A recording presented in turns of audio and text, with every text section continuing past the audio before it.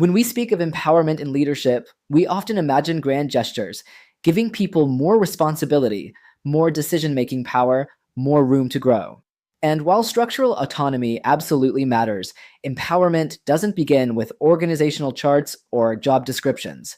It begins with language, with the words leaders choose or fail to choose in everyday conversations. Because language is never neutral. It shapes how people see themselves, how they perceive their roles, and how much psychological ownership they take over their work. In fact, the difference between a disengaged employee and one who acts like a co-owner of a mission often comes down not to compensation or formal authority, but to how they are spoken to day in, day out. Leadership is not only about setting vision. It's about activating other people's sense of agency within that vision. And words are the first and most consistent tool we use to do that. When a leader communicates from a place of pressure, micromanagement, or subtle distrust, even unintentionally, it signals to the team, your thinking is not needed here. Just execute. But when a leader uses language that invites reflection, honors contribution, and reinforces personal responsibility, something entirely different takes root. People begin to show up not just to fulfill instructions, but to bring initiative. They begin to think beyond their tasks because they experience themselves as more than executors. They begin to speak up because they sense their voice matters. This shift does not happen by chance. It is built word by word through language that expands, not contracts, the person in front of us. And this is the paradox of power in leadership. Those who empower others through language do not lose influence, they multiply it. Because the more people feel trusted, the more they begin to trust themselves. The more they feel seen, the more they take initiative without needing permission.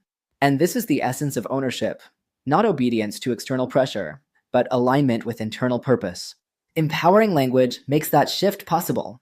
So we must begin this final lesson with a challenge to ourselves. Are we using language to create dependency or to cultivate capacity? Are we defaulting to control-based phrases, or do we choose words that say, I believe in you and I trust you to lead here? Because if leadership is, at its core, the act of making others powerful, then language is not just part of that act. It is the act. Empowerment begins in how we speak. If you want to understand the hidden culture of any team or organization, listen carefully, not to its vision statement, but to its everyday language. Listen to the hallway conversations, the one-on-one check-ins, the emails sent under pressure. What you will discover is that the dominant tone of leadership communication is often far more directive than we realize.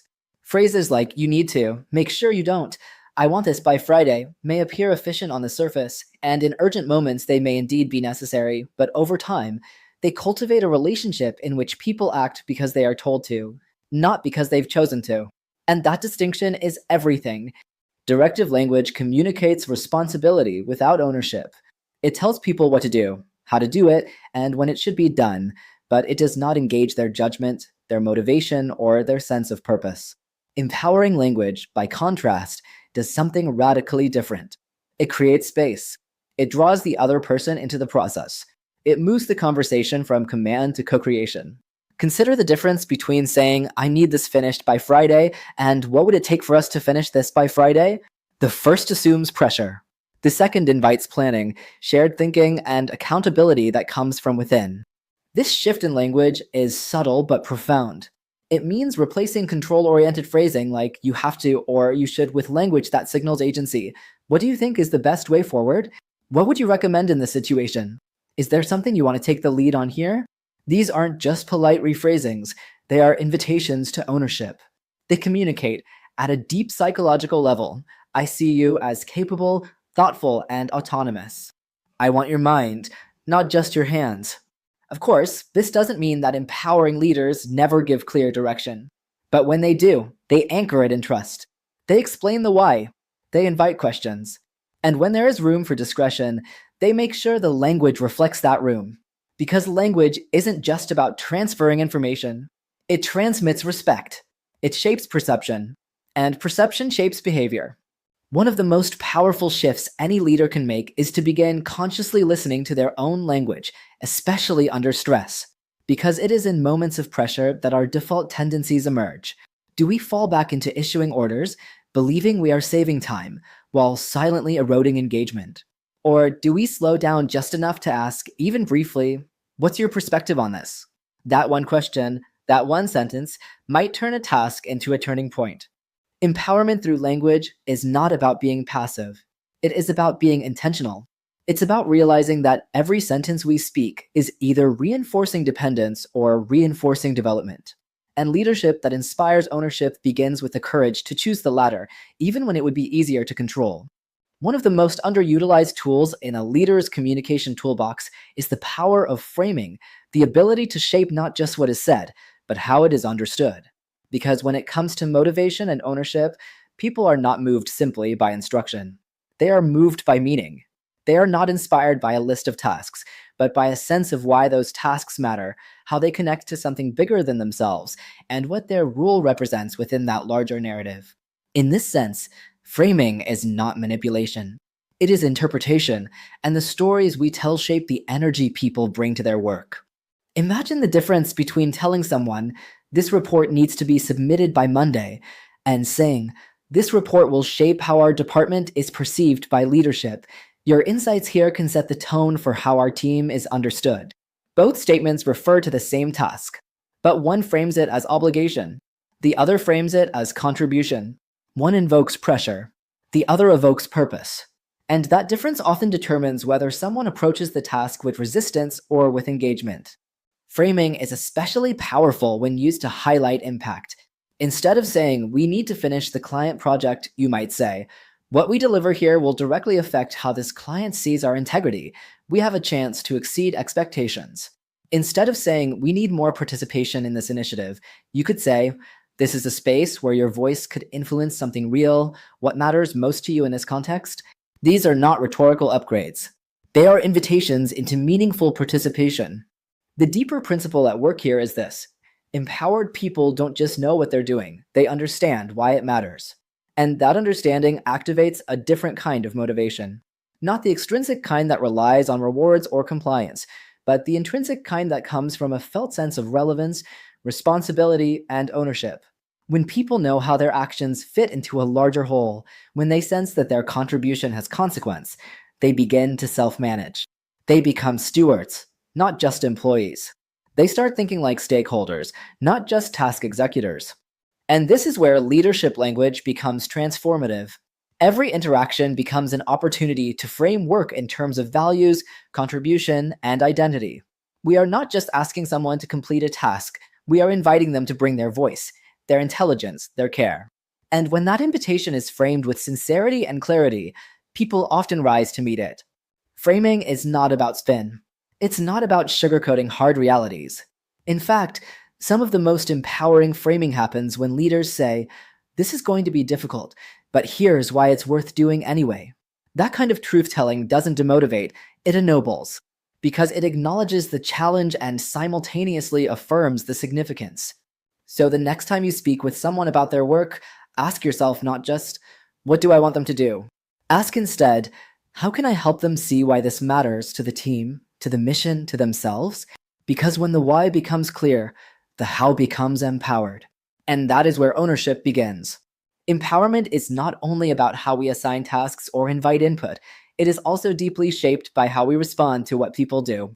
Because the moment after action matters just as much as the moment before.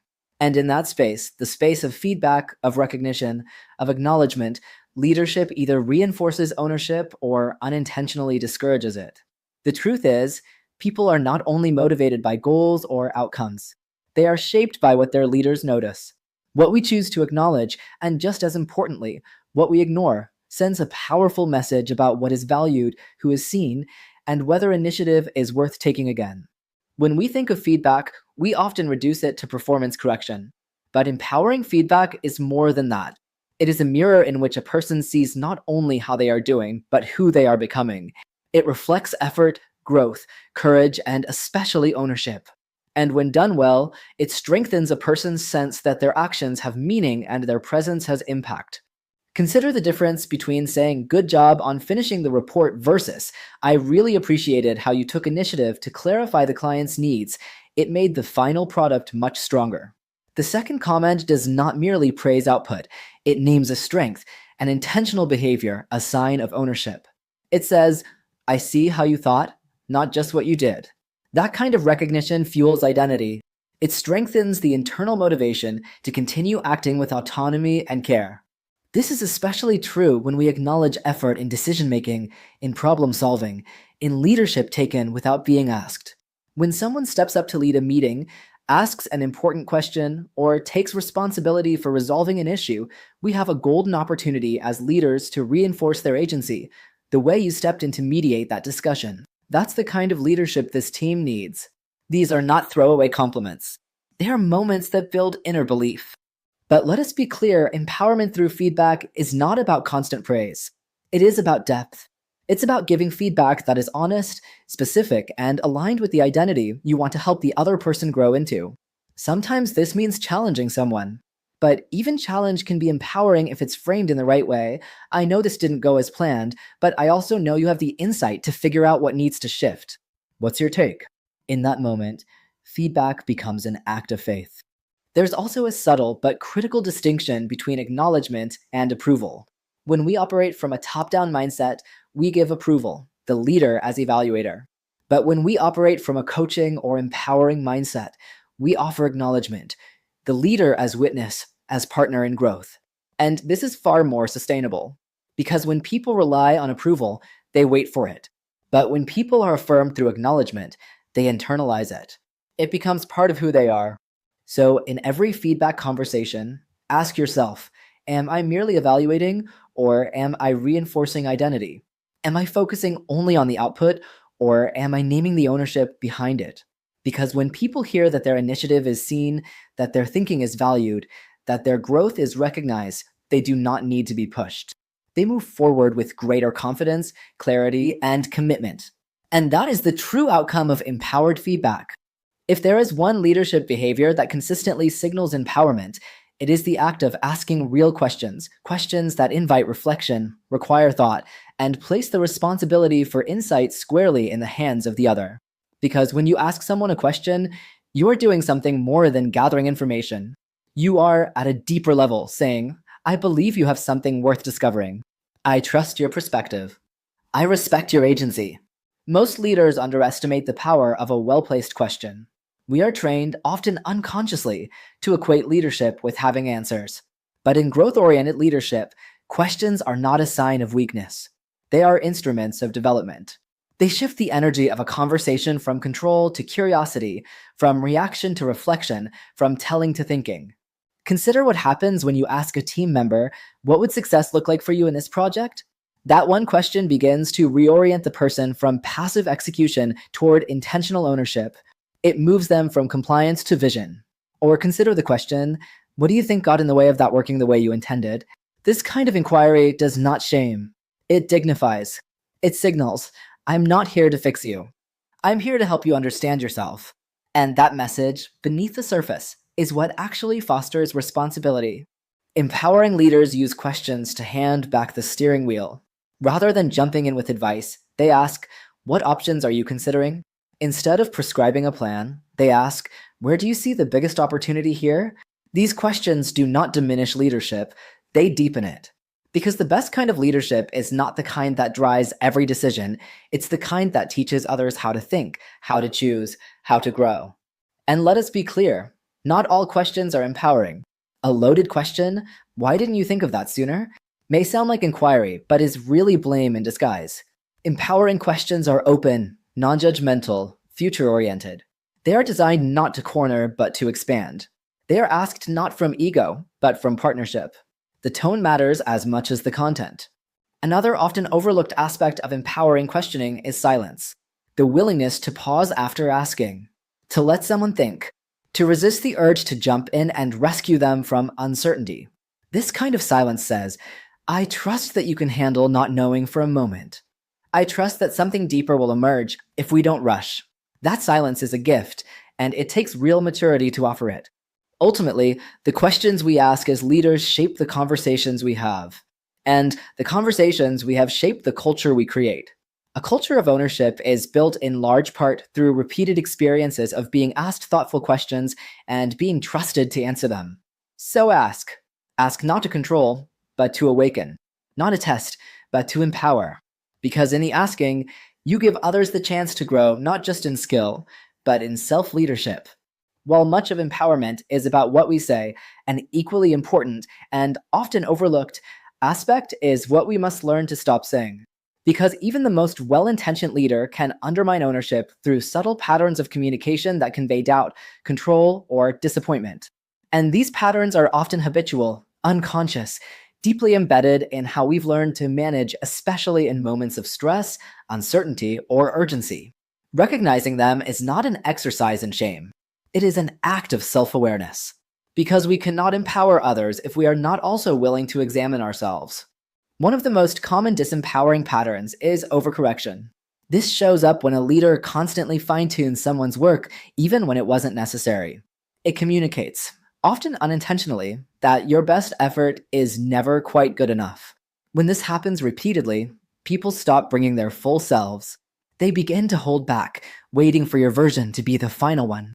Over time, this creates learned helplessness, a subtle form of disengagement where people stop thinking for themselves, not because they are lazy, but because they've been trained to believe their thinking doesn't count.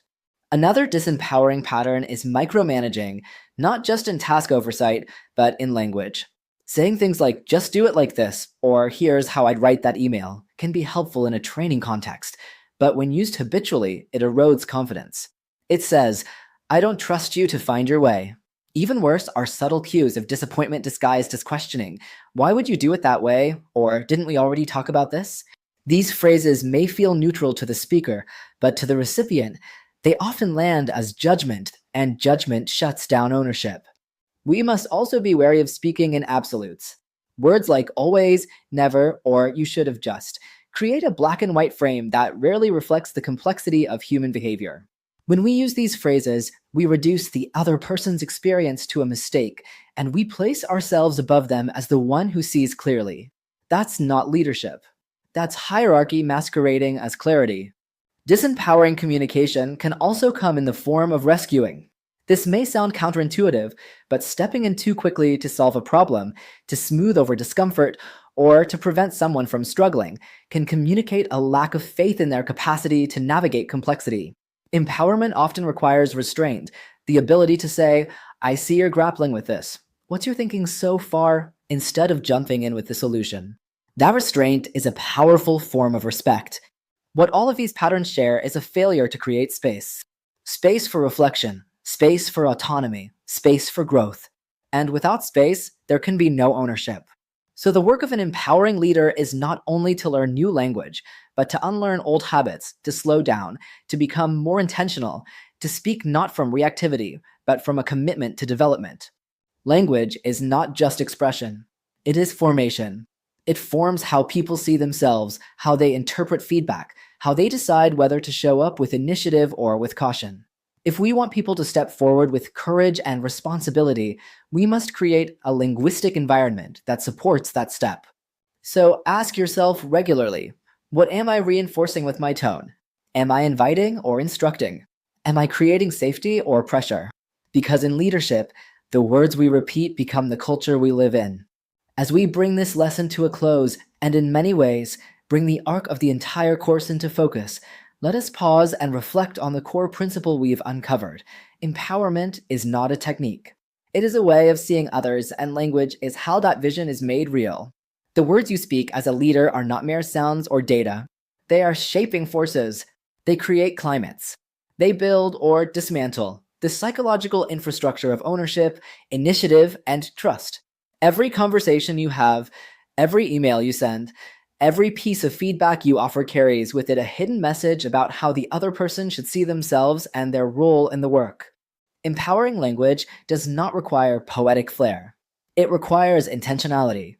It requires the courage to ask rather than tell, to invite rather than control, to reflect rather than judge. It requires you to see the person in front of you not as a problem to manage, but as a leader in the making, someone whose potential is not fixed, but unfolding, and whose growth depends in part on how you speak to them. When you communicate in a way that affirms autonomy, frames purpose, acknowledges strengths, and evokes reflection, you are not simply exchanging words. You are cultivating maturity. You are reinforcing dignity. You are unlocking performance from the inside out. And let us be clear, this kind of leadership is not about stepping back. It is about stepping up differently. It is about shifting from the language of compliance to the language of commitment, from the language of control to the language of capacity building. You are no longer the center of every decision. Instead, you become the force that creates other centers, people who can think, act, decide, and lead with clarity and confidence because they've been spoken to in a way that honors their intelligence. So, what does it mean to lead with language that empowers? It means asking, what's your perspective, when it would be easier to dictate? It means saying, here's why this matters, instead of just do it. It means affirming someone's effort before correcting their error. It means letting silence stretch after a question, trusting that something valuable will emerge. It means choosing, moment by moment, to speak in a way that expands rather than contracts the person you're addressing. And if you do this not occasionally, but consistently, not just in formal settings, but in the hallway, on the phone, in meetings, in feedback, then slowly, steadily, a culture begins to shift. A team begins to grow. And your leadership legacy becomes not the number of decisions you made, but the number of people you helped become decision makers in their own right. This is the language of empowerment. It does not shout, it does not command, but it transforms, one sentence at a time,